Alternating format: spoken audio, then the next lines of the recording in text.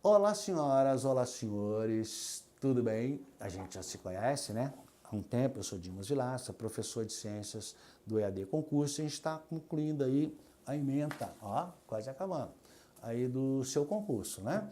Vamos falar aí de lei de gases, aparece bastante. Bom, você sabe que quando se fala em lei de gases, nós temos três leizinhas importantes, né, para trabalhar, com as chamadas variáveis de estado. O que são essas tais variáveis de estado dos gases? Volume, a pressão e a temperatura. Você pode variar os três ou manter um constante e variar os outros. É isso que nós vamos fazer, para ver o que aconteceria. Primeiro, vamos pegar a primeira lei, por exemplo, uma relação entre pressão, ó,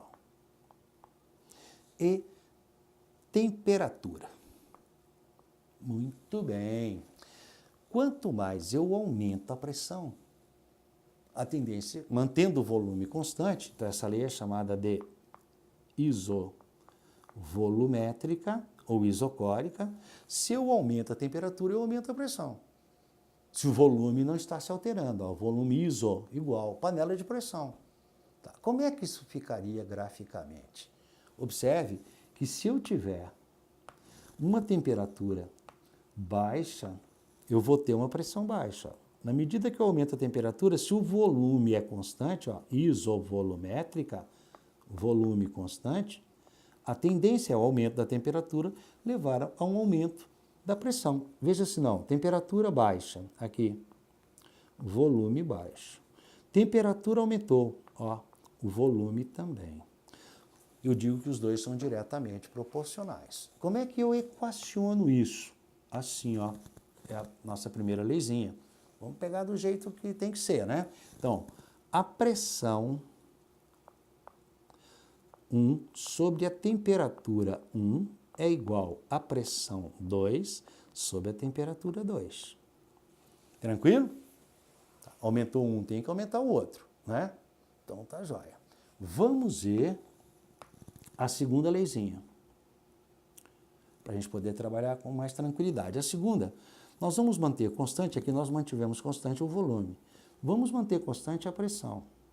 Se a pressão é constante, a gente chama de lei isobárica. Tá, muito bom. Vamos fazer de novo o grafiquinho. Agora nós temos pressão constante. Se a pressão é constante, o que vai variar? O volume e a temperatura. Tá. Se eu aumentar a temperatura, a tendência é que aumente o volume. Você sabe disso. O volume aumenta com o aumento da temperatura. Então, eu vou ter de novo, ó, um grafiquinho assim, ó. Quanto maior a temperatura, maior o volume. Tá aí, ó. Imagine, eu tenho uma temperatura aqui baixa, ó. O volume também é baixo. Eu aumento a temperatura, ó. O volume também vai aumentar.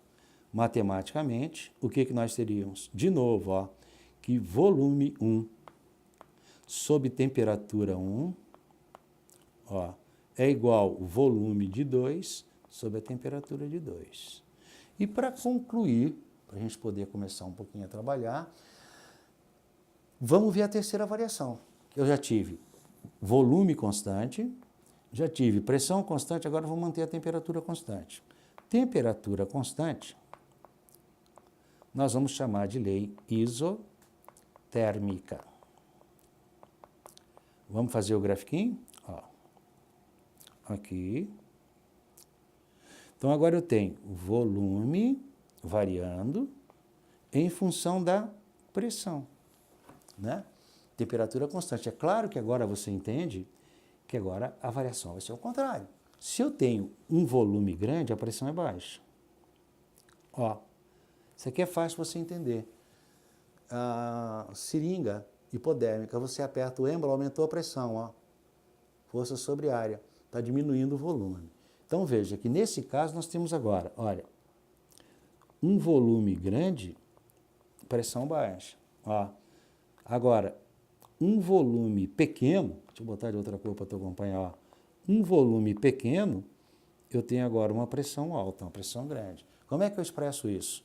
Assim, ó, que P1, P1 vezes V1 é igual a P2 vezes V2.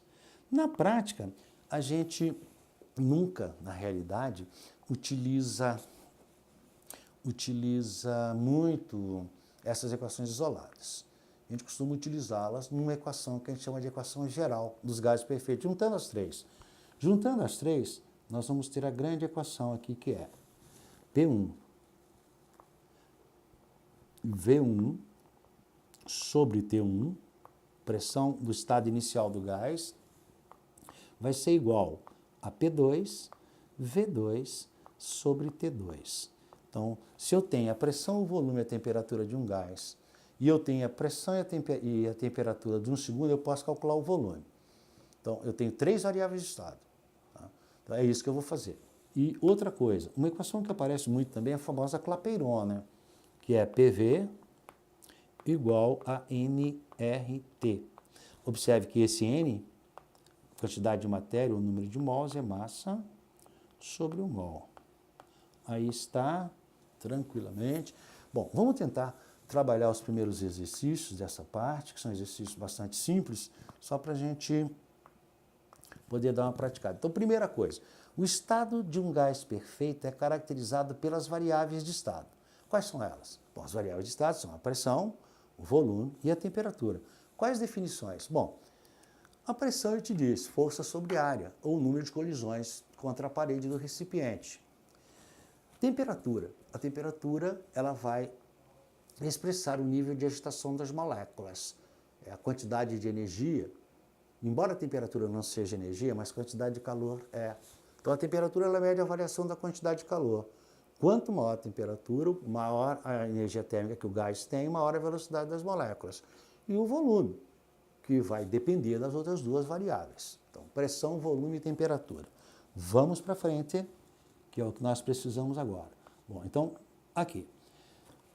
Agora, quando você fala em gás, fica muito ligado nisso, a gente sempre fala de um gás ideal. O gás real, esse gás que você pega aí na mistura atmosférica, ele não vai seguir essas equações assim, irrestritamente. Então, o que ele chama de gás real? O gás que você tem no botijão da sua casa, propano e butano. O gás que você inspira, mistura gasosa, hélio, neônio, argônio, criptônio e tal, enfim. Agora, o que chama gás ideal? É o gás que segue as leis dos gases. As três leis que eu te mostrei, isométrica, a isobárica e a isotérmica, mas que está em certas condições. Observe, o comportamento de um gás dito ideal, olha aqui, e de um gás real. Então, o comportamento do gás real se aproxima do gás ideal, que é o gás que está, como eu te disse, que segue aquelas equações, quando? Quando ele estiver submetido a, olha aí, a altas temperaturas, ó, e a baixas pressões. Então, marcamos altas temperaturas e baixas pressões. São esses os gases que a gente vai trabalhar, chamado de gás. Esse gás real se parece mais com o gás ideal. Tranquilo, vamos para frente. Muito bom. Agora, veja, nós temos aí um exercício muito interessante, né, que vamos tentar resolvê-lo, que ele fala, ao desejar identificar o conteúdo de um cilindro de um gás monoatômico, se o gás é monoatômico, é tipo hélio, neônio, argônio, já o oxigênio é biatômico, ozônio é tri. Um estudante químico colocou uma amostra do gás e determinou sua densidade, igual a 5,38 gramas por litro, nas seguintes condições de temperatura e pressão. Então, a gente dá a pressão e a temperatura. A pressão aqui, ó, 0,97 atm. Mas quando ele te dá a temperatura, você sabe que você não pode trabalhar com essa temperatura. Você está trabalhando sempre com a temperatura na escala Kelvin. E Kelvin não é grau, tá legal? Então, como é que eu faço a transformação? Não é uma escala centígrada. Então, Tsão, ou escala termodinâmica, Kelvin, é Tzinho mais 273. Bom, então ele está dizendo que está a 15 graus na escala Celsius. Se está a 15 graus na escala Celsius, você vai ter que na escala termodinâmica vai ser 273 mais 15, Tzinho mais 273, o que vai te dar uma temperatura igual a 882. Kelvin, não fala grau Kelvin, que isso não existe. Graduado é a escala centígrada. Então eu já tenho a pressão e a temperatura. Com base nas informações e assumindo o modelo do gás ideal, calcule a massa molar do gás. Bom, como é que nós vamos sair dessa? Claro, PV igual a nRT. Veja, o que ele está pedindo? A massa molar do gás. Você sabe que nesse caso desse gás, o que nós temos aí? Nós temos a densidade em grama por litro. Então, eu já tenho a massa desse gás, porque imagine, em 1 litro desse gás, ele está falando em litro, ó, em 1 litro, eu tenho quantos gramas? Eu tenho uma massa igual a 5,38 gramas. Porque é o que ele diz, ó, 5,38 gramas em cada 1 litro. Isso vai resolver o problema. Agora, o que ele quer saber? A massa molar. Você se lembra que a quantidade de matéria, ou número de mols, é a massa sobre o mol, que é o que ele quer, ó, a massa molar. Então, nós vamos fazer assim, ó, a pressão, 0,97 atm, vezes o volume. Qual é o volume? 1 litro. Ele deu lá o volume ocupado em 1 litro. É igual a N, ó, faz assim, ó, massa sobre o mol. Ó, massa, 5,38 sobre o mol. Que multiplica o R, ele te deu o R aqui, ó, 0,082, que multiplica a temperatura que você calculou aqui, ó, 288. Agora você faz assim, ó, joga esse mol para o primeiro membro, que é a massa molar, mol é igual a 538, que multiplica 0,082, que multiplica 288, jogou o mol para lá. Tudo isso dividido por 0,97. Compreendeu? O grande lance, converteu a temperatura Celsius para a temperatura científica. Usou a pressão. O dado importante, densidade 5,38 gramas por litro. Isso quer dizer que em 1 litro eu tenho 5,38.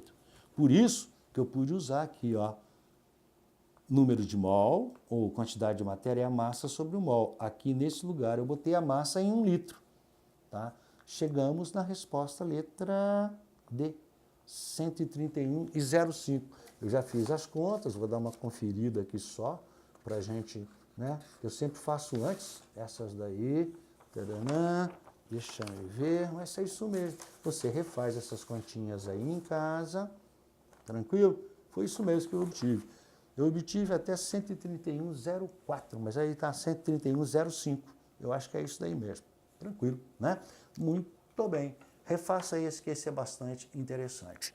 Mas esse é um exercício muito bom. O ponto central foi quando ele falou da densidade. Não é comum da densidade grama por litro, por isso que você tem que desconfiar. No aumento da densidade grama por centímetro cúbico. Quando ele deu densidade grama por litro, se ele tivesse dado grama por centímetro cúbico, era só você multiplicar por 1000. Multiplicava a densidade por 1000, você chegava na massa também, tá? Então, espero que tenham aproveitado.